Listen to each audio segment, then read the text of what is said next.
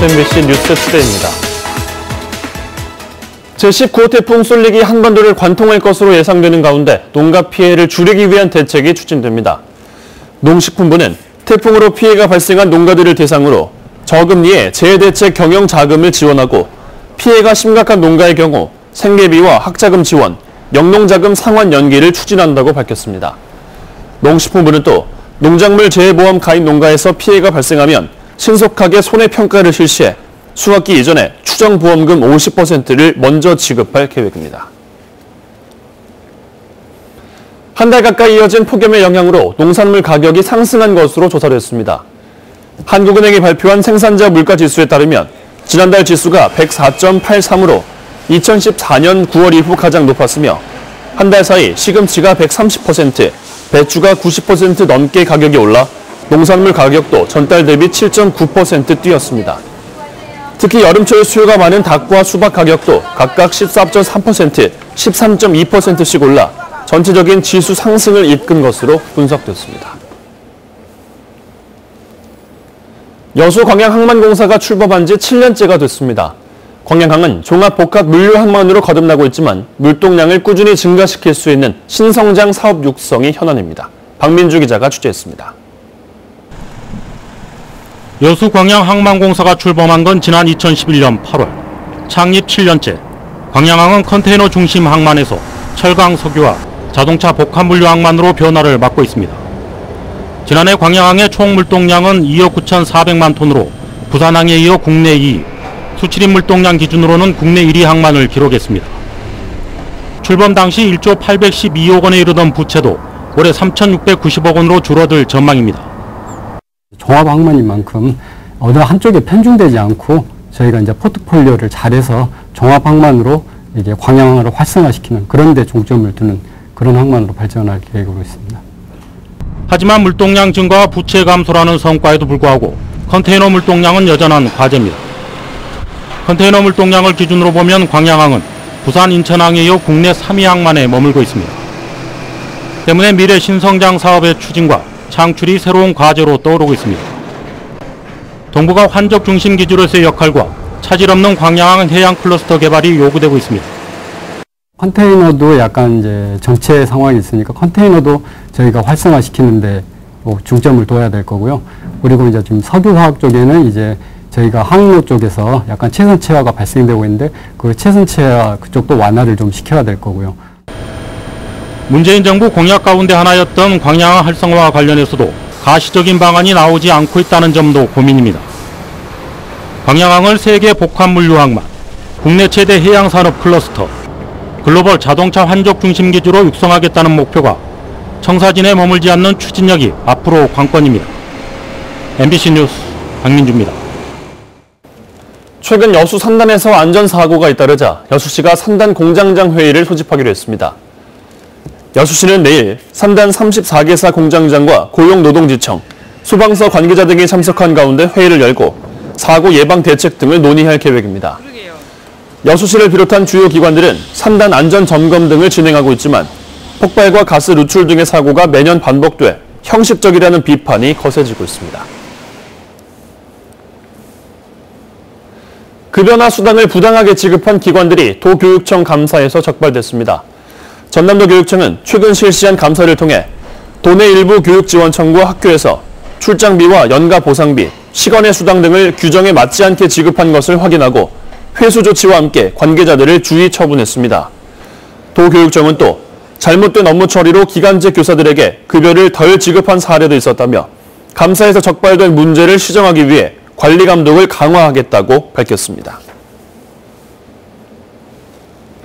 최근 지구환경 보호를 위해 합성수지를 사용하지 말자는 플라스틱 아웃 바람이 불고 있는데 육지만큼 심각한 건 바다입니다.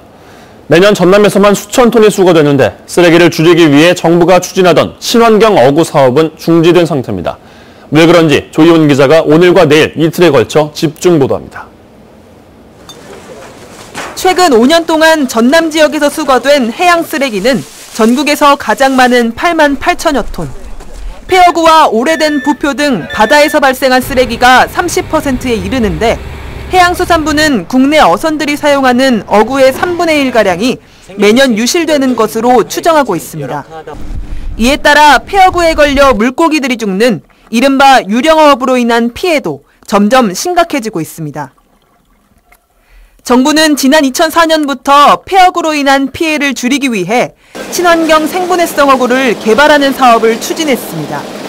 합성 섬유로 만들어진 일반 어구는 수백 년 동안 썩지 않기 때문에 저절로 녹는 친환경 어구를 보급해 환경오염 피해를 최소화하겠다는 겁니다. 하지만 10여 년이 지난 지금 사업은 지지부진해진 상태입니다. 가장 큰 이유 중 하나는 어민들이 친환경 어구의 성능이 떨어진다며 사용을 꺼린 탓입니다. 하지만 자치단체의 생각은 좀 다릅니다. 그때 당시에 보급을 하니까 그 시범적으로 써보신 분들이 계셨을 거 아닙니까? 그때보다는 많은 품질이 개선돼 갖고 왔는데 과거에 우리 안 좋은 기억이 계속 남아있는 거예요. 국립수산과학원 역시 성능이 떨어진다는 건 어민들의 오해라고 주장합니다. 실제로 최근 수가원이 실시한 시험 결과를 보면 일반 어구와 친환경 어구의 어획 성능에는 차이가 없는 것으로 나타났습니다.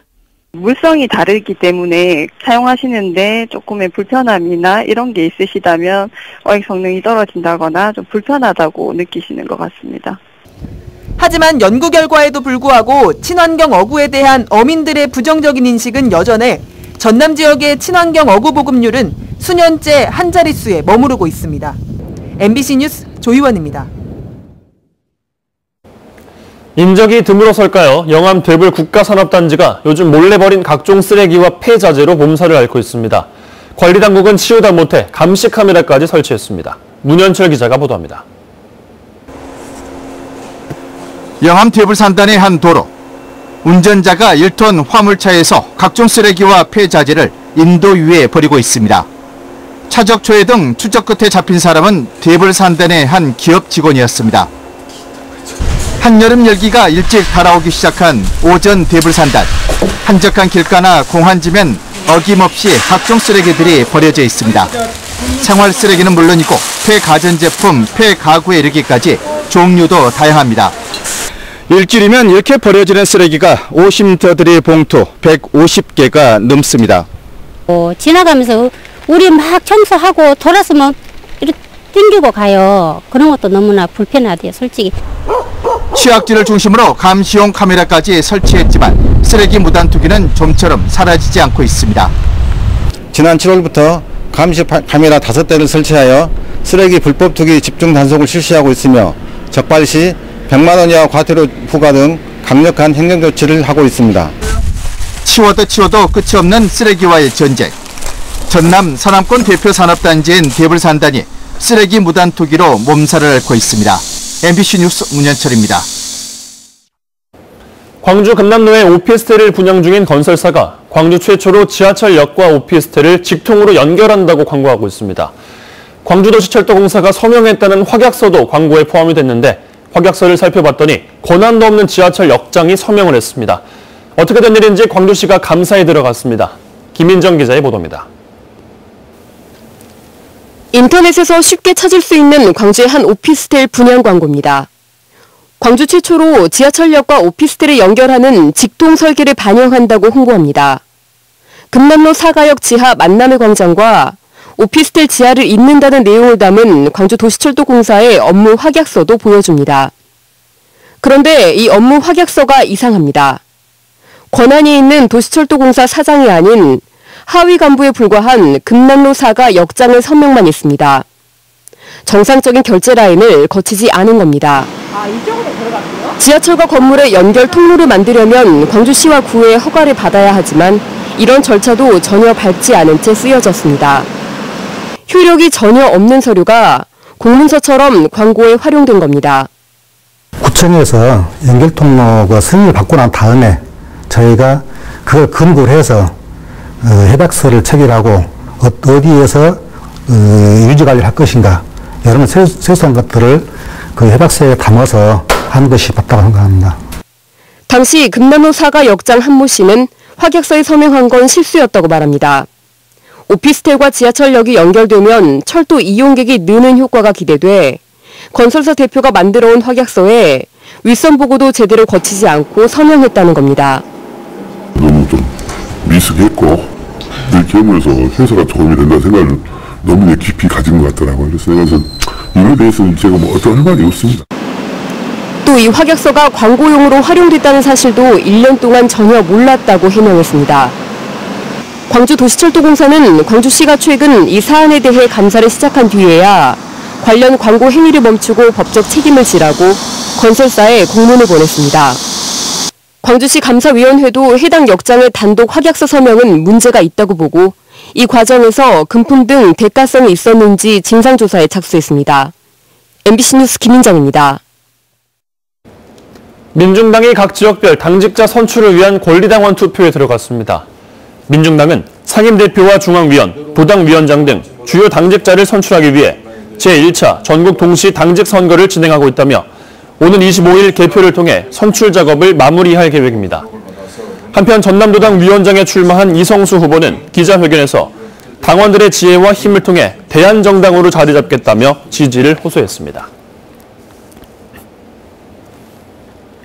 환경시민단체들이 광양만 목질개 화력발전소 건립을 반대하는 건의서를 환경부에 전달했습니다.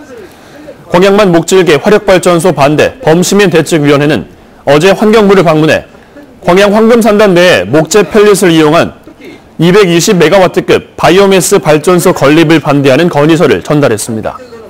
범시민대책위원회는 건의서에 목질개 화력발전소 건립과 관련한 환경영향평가 부동의안을 담아 전달했습니다. 전국 대표 축제 70여 개에 대한 만족도 조사 결과 도내 5개 축제가 상위권에 들었습니다. 세종대학교 관광산업연구소와 컨슈머 인사이트가 공동 조사한 결과에 따르면 전남 지역 5개 축제가 10위 안에 들었으며 특히 순천만 갈대축제와 담양 대나무축제 등 2곳은 1000점 만점에 700점 이상을 받아 방문객들의 만족도가 높은 것으로 조사됐습니다. 이번 조사는 지난 1년 동안 매주 500명의 방문객들을 대상으로 만족도와 추천 의향 등을 합산해 이뤄졌습니다. 제19회 광양전어축제가 다음 달 14일부터 4일간 광양시 진월면 망덕포구 일대에서 열립니다. 올해로 19회째를 맞이한 광양전어축제는 가을에는 망덕포구에서 고소한 전어와 함께라는 주제로 섬진강의 역사와 문화, 관광자원을 활용한 공연과 시연, 체험 등 다양한 프로그램이 진행됩니다.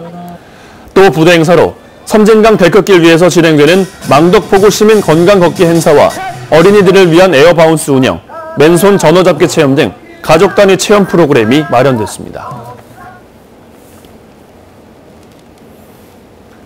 여수 밤바다 불꽃축제가 다음 달 8일 이순신 광장 앞 해상에서 펼쳐집니다.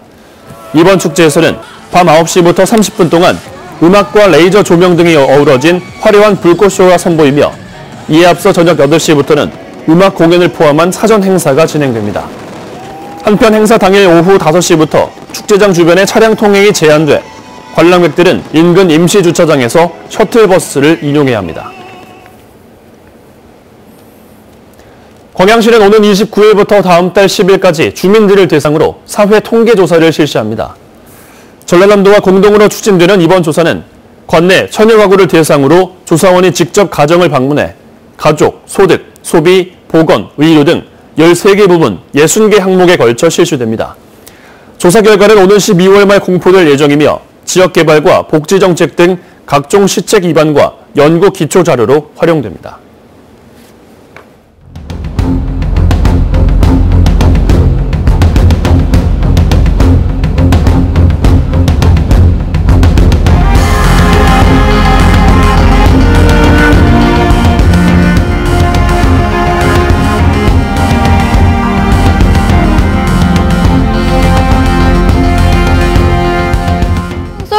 강한 세력을 유지한 채 북상 중에 있습니다. 서쪽으로 더 치우치면서 서해로 북상할 것으로 보이는데요.